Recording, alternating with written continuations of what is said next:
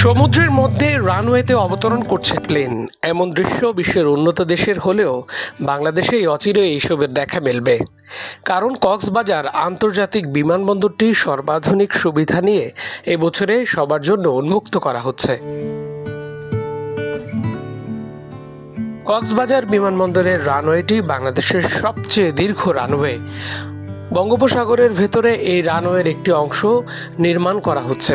বর্তমানে পর্যটকদের আকৃষ্ট করার জন্য পদক্ষেপ হিসেবে কক্সবাজার বিমানবন্দরকে আন্তর্জাতিক বিমানবন্দরের রূপান্তর এবং সব ধরনের পরিকল্পনা বাস্তবায়ন চলছে।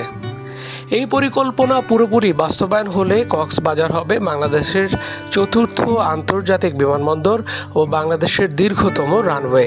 সমুদ্রের বুকে এমন রানওয়ে দৃষ্টিনন্দন ও আকর্ষণীয়। সুপ্রিয় দর্শক, স্বাগত জানাচ্ছি রানওয়ে রাডারের আজকের পর্বে।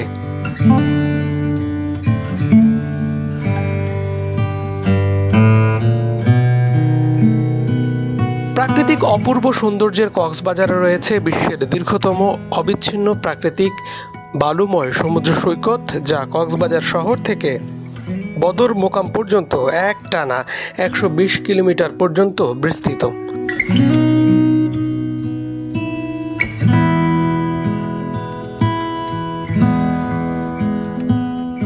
জুলাইয়ে এয়ার এরাবিয়া আন্তর্জাতিক বিমান পরিষেবা চালু করার মাধ্যমে আনুষ্ঠানিক যাত্রা শুরু হওয়ার কথা ছিল, কিন্তু কয়েক দফা কাজ পেছানোয় আর্থিক অসচ্ছলতার কারণে এটি কয়েক মাস পেছানো হতে পারে বলে জানিয়েছে সিভিল এভিয়েশন কর্তৃপক্ষের বর্তমান চেয়ারম্যান। দুই পর্যায়ে এই সম্প্রসারণ প্রক্রিয়া সম্পাদনের মাধ্যমে এটিকে আন্তর্জাতিক সুযোগ সুবিধা প্রদানে সক্ষম বিমানবন্দরে রূপান্তর করা হচ্ছে। বিশেষ করে সুপরিসর বিমানবন্দরগুলোতে উড্ডয়ন, অবতরণ ও পার্কিংয়ের জন্য ভালো সুযোগ সুবিধা দিতে হয়। দ্বিতীয় বিশ্বযুদ্ধ চলাকালীন সময়ে তৎকালীন ব্রিটিশ সরকার যুদ্ধ ব্যবহারের জন্য প্রথম কক্সবাজার বিমানবন্দরটি নির্মাণ করেছিল। যুদ্ধ শেষ হওয়ার পর এটির ব্যবহার বন্ধ হয় এবং বহুদিন পরিত্যক্ত অবস্থায় পড়েছিল। 1956 সালে পাকিস্তান সরকার এর সংস্কার শুরু করে বাণিজ্যিক ব্যবহারের জন্য চালু করে। এ সময় কিছুদিনের জন্য কক্সবাজারে পিআই এর বিমান চলাচল শুরু করে, তবে অনিত বিলম্বে এই ফ্লাইট বন্ধ হয়ে যায়।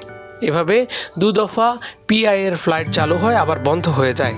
1971 সালে স্বাধীনতার যুদ্ধে এই বিমানবন্দরটি ক্ষতিগ্রস্ত হয়, যা সংস্কার করে 1972 সালে বাংলাদেশ বিমানের ফ্লাইট চালনা শুরু হয়। ওই সময় বিমানের ফ্লাইট যাতায়াত করত সপ্তাহে একদিন। পর্যটনের খরা মৌসুমে ফ্লাইট চলাচল বন্ধ থাকত। 2012 সালে 30 জুন বাংলাদেশ বিমানের ফ্লাইট পুরোপুরি বন্ধ হওয়ার আগ পর্যন্ত পর্যায়ক্রমে বাংলাদেশ বিমান প্রথম সপ্তাহে 2টি এবং তারপর সপ্তাহে 3টি ফ্লাইট পরিচালনা করত। বাংলাদেশে বেসরকারি বিমান সংস্থা আসার পর জিএমজি এয়ারলাইন্স কক্সবাজার বিমানবন্দরে নিয়মিত ফ্লাইট পরিচালনা শুরু করেছিল। বর্তমানে সেই ধারাবাহিকতায় বেসরকারি 4টি এয়ারলাইন্স সপ্তাহের প্রতিদিন ফ্লাইট পরিচালনা করে। ভালোভাবে পড়ে নিন।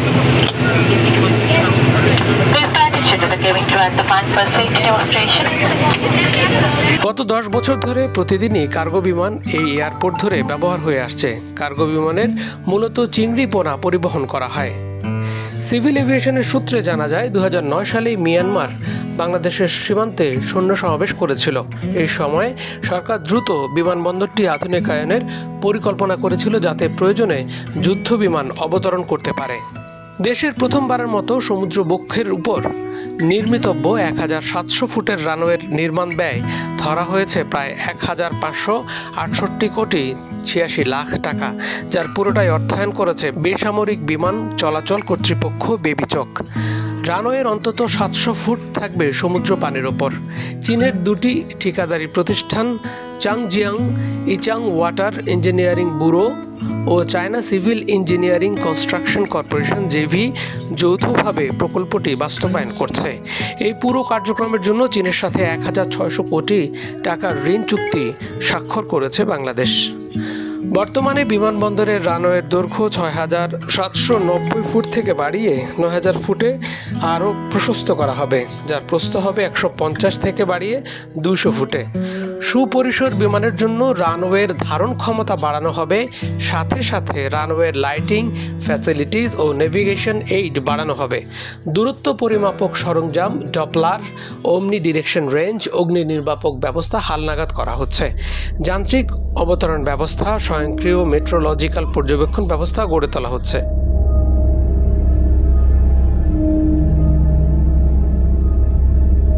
প্রকল্পের দ্বিতীয় পর্যায়ে আধুনিক টার্মিনাল ভবন, ট্যাক্সিওয়ে, অ্যাপ্রোচওয়ে এবং ব্রোডিং ব্রিজ সহ লাইটিং ব্যবস্থার আরও আধুনিকায়ন করা হচ্ছে।